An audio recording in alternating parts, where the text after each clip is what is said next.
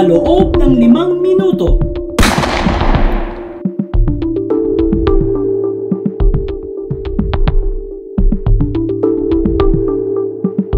It falls short sa exacting standard ng ating batas na lalo na money appropriations must appear the true and correct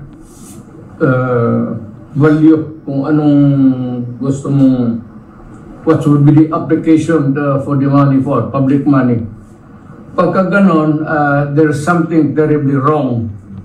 And as a matter of fact, I would say, kung may mga blanco yan lumusot, that is not a valid legislation. Kung nasa batas na yan, lumabas na yan ng blanco-blanco, ay either it could be filled up before or after sa Congress. Pagka ganon, what must be submitted is the true and correct figure coming out as prepared by the budget submitted to Congress for appropriation. Pagkaputol-putol yan o may kulang, that is not a valid budget for implementation as law. It's not only inaccurate, but I think the budget is in totality invalid. Hindi na pwedeng mag-blanco-blanco dyan sa pera ng tao. Ano ka man? It's people's money. Maglagay ka ng mga mga provisions, but without the true and correct items or money that would be appropriated by Congress, by the people owning the money.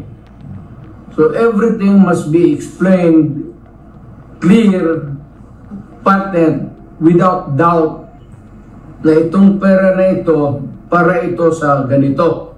Itong para na ito para sa eskwelahan, ito para sa agriculture. But you do not leave any item there vacant. Itong pera na ito blanco to be filled up later on. That is not allowed by law.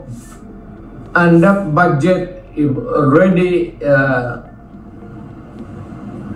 I would like to remind Congress, mali ho yan. It's invalid. Please correct it.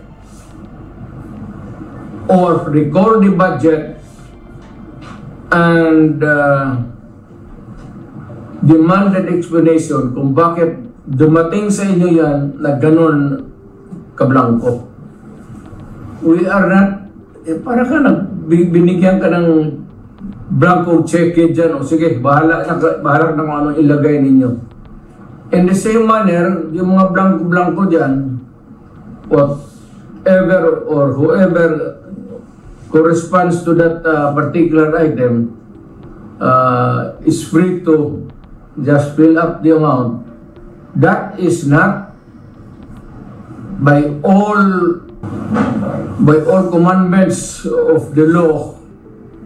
That cannot be valid, invalid, unenforceable. And kung na-implement na, it must be corrected and the money returned if already spent or corrected. And kung sino man ang niyan, they have to give us the explanation. Otherwise, sabihin ko sa mga Pilipino, huwag na kayo magbayad ng buwis ninyo. Ganun lang naman, pinagsasayang ito kumang na to. Puro check-in na blanco, then they try to pass it as a law, and they are free to choose now the amount which they want to place.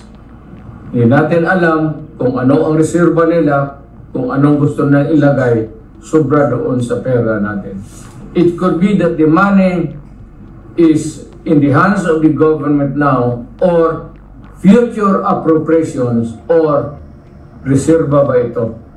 If it is does not clear anything, then that is invalid and not correct.